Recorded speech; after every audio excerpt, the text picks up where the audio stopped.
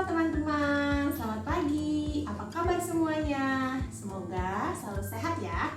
Amin. Hari ini teman-teman akan belajar dengan Miss Merin. Kita akan belajar subtema 2, wujud benda. Sudah siap? Nah, teman-teman, tahu nggak sih apa saja wujud benda itu? Ada 3 yang akan kita pelajari hari ini. Benda padat, benda cair, dan benda gas. Benda padat seperti ini nih, buku. Lalu benda cair seperti ini. Nah, Miss punya segelas air. Air termasuk benda cair. Lalu Miss juga punya di sini contoh benda gas, yaitu balon. Nah, untuk lebih detailnya kita bahas sama-sama yuk. Oke teman-teman, seperti yang sudah Miss Merin sampaikan ya, hari ini kita akan belajar tentang wujud benda ada di subtema 2, pembelajaran 1 dan 2. Sudah siap belajar semuanya? Semangat ya!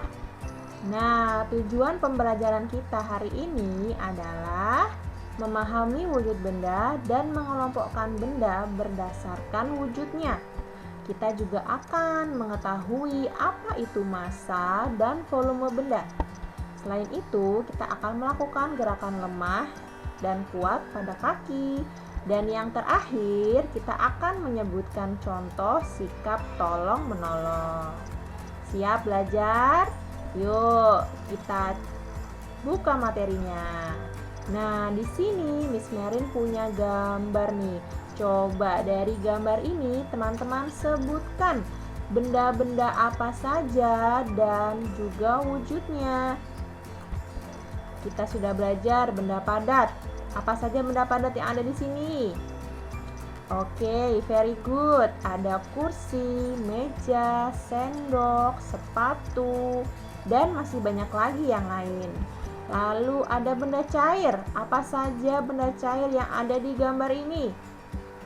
Oke, ada air akuarium, ada es krim, dan juga ada minuman ya. Lalu benda gas, ada balon, ya betul ya. Oke, lanjut. Nah, teman-teman, apakah kamu pernah bermain gelembung? Seperti yang ada di gambar ini nih. Seru ya bermain gelembung itu ya.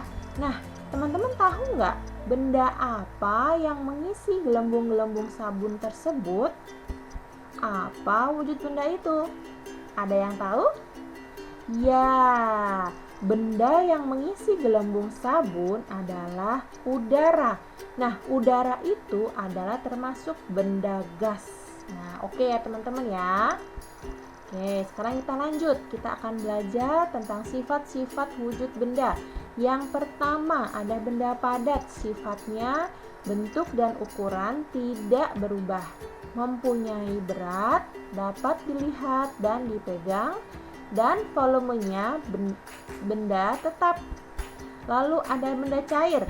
Benda cair itu bentuknya berubah mengikuti wadahnya, mengalir ke tempat yang rendah, basah, dan volumenya tetap. Lalu yang terakhir ada benda gas. Benda gas bentuknya berubah-ubah mengikuti tempatnya, mengisi ruangan, benda tidak dapat dipegang. Nah, ini dia nih contohnya, ada buku. Ini contoh benda padat ya. Bentuk dan ukuran buku tidak berubah dan juga mempunyai berat, dapat dilihat dan juga dipegang. Ada kelereng dan juga ada kayu dan masih banyak contoh yang lain ya. Lalu benda cair, di sini ada segelas air.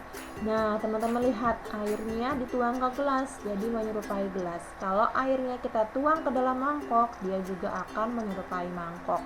Dan begitu seterusnya.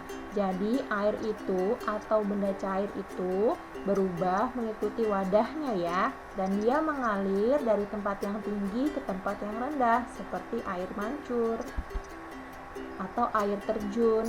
Dan juga di sini ada minyak nih, dan juga yang terakhir ada madu contohnya. Dan yang terakhir benda gas. Benda gas contohnya ini ada balon. Nah, benda gas juga bentuknya berubah-ubah mengikuti tempatnya teman-teman. Kalau udaranya kita tiupkan ke balon yang berbentuk oval, dia akan berbentuk oval. Tapi kalau udara kita tiupkan ke dalam balon yang berbentuknya bintang, maka dia juga akan berbentuk bintang. Jadi dia akan mengikuti tempatnya. Lalu ada gas LPG di sini. Dan yang terakhir ada asap. Nah, beberapa benda gas dapat dilihat dan juga dapat tidak dilihat. Yang dapat dilihat itu seperti asap, kita bisa melihat asap ya. Tapi kalau benda gas seperti oksigen, udara yang kita hirup, kita tidak dapat melihatnya ya teman-teman ya. Oke, sekarang tugas teman-teman adalah mencari informasi. Nah, amatilah benda-benda di sekitarmu, lalu kelompokkan benda-benda tersebut berdasarkan wujudnya. Tuliskan pada tabel di bukumu, ada di halaman 34 ya teman-teman. Miss akan berikan waktu 10 menit dari sekarang. Nanti teman-teman bahas di Zoom bareng-bareng bersama Miss-nya ya. Oke, sekarang kita akan belajar massa dan volume. Ini ada di pembelajaran 2. Oke, ada percakapan antara Tony dan ayah. Tony berkata, "Sulit sekali membuat cungkat-cungkitku turun kalau ayah tidak membuatku mengangkat tubuh ayah." Nah, ayah menjawab, "Itu karena tubuh ayah lebih besar darimu, nak. Tubuh ayah memiliki massa yang lebih besar." "Massa? Apa itu massa, ayah?" tanya Tony. Ayah menjawab, "Massa adalah banyaknya zat yang menyusun suatu benda. Semua benda di sekeliling kita memiliki massa. Benda yang memiliki massa lebih besar akan lebih berat. Oleh karena itu, kamu merasa sulit mengangkat tubuh ayah saat bermain jungkat-jungkit." Tony berkata, "Oh, begitu ya. Jadi, massa tubuh ayah lebih besar daripada massa tubuhku ya?" Ayah menjawab, "Benar, Ton. Massa biasanya diukur dengan satuan gram atau kilogram. Selain memiliki massa, benda juga memiliki volume." Tony bertanya lagi, "Apa itu volume ya?" Nah, ayah menjawab, "Benda-benda di sekitar kita menempati ruangan. Nah, ukuran ruang yang ditempati suatu benda disebut dengan volume. Misalnya, saat kamu memasukkan bola ke dalam keranjang, bola tenis itu akan menempati sedikit ruang di dalam keranjang. Bagaimana kalau kita memasukkan bola basket ke dalam keranjang yang sama? Tentu bola basket menempati ruang yang lebih banyak. Semakin besar ukuran suatu benda, semakin besar pula volumenya." Nah, Tony berkata kembali, "Oh, jadi bola basket memiliki volume yang lebih besar dari bola kasti ya?" "Benar, nak. Nah, sekarang coba pegang kedua bola ini. Menurutmu, mana yang massanya lebih besar?" kata ayah. Tony menjawab, "Bola basket ya, karena bola basket terasa lebih berat." Ayah menjawab, "Betul, nak. Bola basket memiliki massa dan volume yang lebih besar dari bola kasti." Tony berkata, "Yeay, aku sekarang mengerti apa itu massa dan volume." Oke, dari percakapan antara Tony dan ayah, kita dapat menyimpulkan ya. Kesimpulannya adalah massa adalah banyaknya zat yang menyusun suatu benda. Semakin besar massa itu, maka semakin berat bendanya. Lalu volume adalah ukuran ruang yang ditempati suatu benda. Oke, setelah kita belajar tentang wujud benda dan massa volume, sekarang kita akan belajar tentang sikap tolong-menolong. Teman-teman pernah nggak melakukan tolong-menolong terhadap teman, sesama teman, atau kepada kedua orang tua? Pasti pernah dong, kan teman-teman grade 3 anak-anak yang baik, anak-anak yang hebat ya. Nah, contohnya ini nih. Di sini ada Tony dan ayah.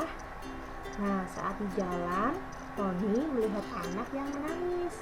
Tony dan ayah akhirnya menghampiri anak tersebut. Ternyata anak itu tidak tahu jalan pulang. Ia bermain terlalu jauh dari rumahnya. Kebetulan ayah Tony mengenal orang tuanya. Akhirnya Tony dan ayah mengantar anak itu pulang. Nah, sikap Tony ini adalah sikap tolong-menolong. Tolong-menolong adalah saling membantu antar sesama manusia. Nah, tolong-menolong itu merupakan sikap yang terpuji loh. Dan manusia itu tidak dapat hidup sendiri tanpa bantuan orang lain. Oleh karena itu, kita perlu menerapkan sikap tolong-menolong. Tolong-menolong hendaknya dilakukan dengan tulus. Tulus artinya tidak mengharapkan imbalan dari orang yang ditolong. Berikut beberapa contoh sikap tolong-menolong. Nah, ini contohnya nih, membantu teman yang terjatuh, lalu ada mengumpulkan sumbangan untuk korban bencana, dan juga membantu membawakan belanjaan. Dan ada juga banyak contoh-contoh tolong-menolong yang lain.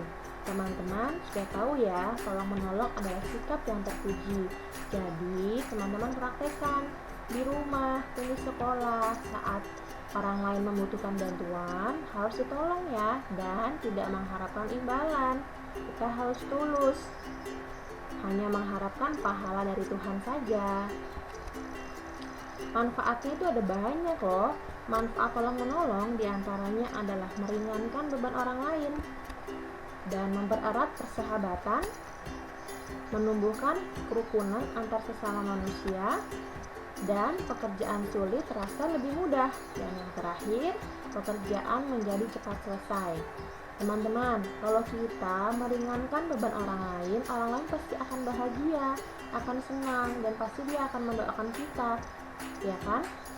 Dan doa yang baik pasti akan mendapatkan hal yang baik juga. Dan selain itu, kita juga akan menjadi lebih rukun terhadap sesama manusia. Oke, jadi jangan lupa untuk saling tolong-menolong ya, antar teman dan juga keluarga di rumah. Oke, sekarang Miss Merin punya video contoh sikap tolong-menolong. Disimak ya.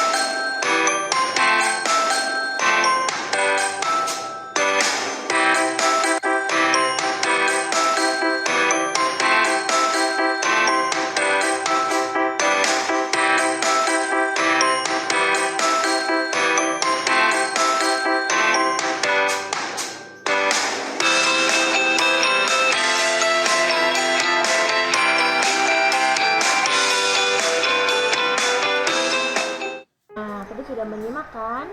video tentang sikap tolong menolong. Sangat menarik ya, jangan lupa dipraktekkan di rumah ya.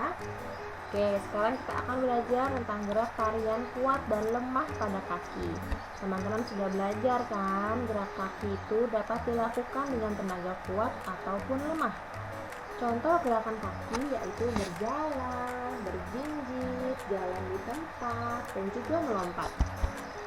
Gerakan tari yang kuat memerlukan tenaga yang lebih banyak, sedangkan gerakan tari yang lemah memerlukan tenaga yang lebih sedikit. Pada tema sebelumnya kita sudah belajar ya teman-teman ya tentang gerak kuat dan juga gerak lemah pada tangan. Nah sekarang kita pelajari gerak kuat dan lemah pada kaki. Kalau kemarin tangan, sekarang kaki ya. Kalau kaki seperti ini nih, yuk kita ikuti bersama-sama. Teman-teman silahkan berdiri semua. Oke, ikuti gerakan ini ya. Gerakan yang pertama, tangan di pinggang, kaki kanan dan kiri melangkah bergantian. Arah gerak langkah maju, mundur, atau melingkar. Yuk teman-teman peragakan, kakinya melangkah bergantian, kanan dan kiri, tangannya di pinggang, lalu maju, mundur. Sudah? Oke, bisa ya. Lalu kita lanjut ke gerakan yang kedua. Gerakan kedua, silahkan teman-teman kakinya dibuka. Sudah? Nah, kakinya berjinjit bergantian dengan cepat. Berjinjit menggunakan ujung kaki itu ya, menggunakan jempol ya. Yuk, lakukan. Sudah? Oke, sekarang kita lanjut ke gerakan yang ketiga. Gerakan ketiga, gerakan kaki membuka dan menutup. Gunakan tumit dan ujung kaki. Oke, teman-teman, silakan. Buka, tutup. Sudah, teman-teman? Sudah lakukan gerakan ketiga? Nah, coba Miss mau bertanya nih, dari 3 gerakan tadi, gerak manakah yang kamu lakukan dengan kuat? Dan gerak manakah yang kamu lakukan dengan lemah? Yang mana teman-teman? Gerak manakah yang dapat dilakukan bervariasi, kuat dan lemah? Ayo. Nah, coba nanti kita akan bahas di dalam Zoom secara bersama-sama ya. Kita akan praktekkan bersama Miss dan Misternya. Oke? Oke, ada pertanyaan teman-teman sampai sini? Kalau ada pertanyaan, silahkan ditulis di buku atau di kertas. Disimpan dulu pertanyaannya. Nanti bisa tanyakan ke Mister dan Missnya ya saat kita bahas sama-sama di Zoom. Oke, sekian penjelasan dari Miss Merin. Terima kasih atas perhatiannya, teman-teman. Sampai jumpa. Selalu jaga kesehatan ya. Dah.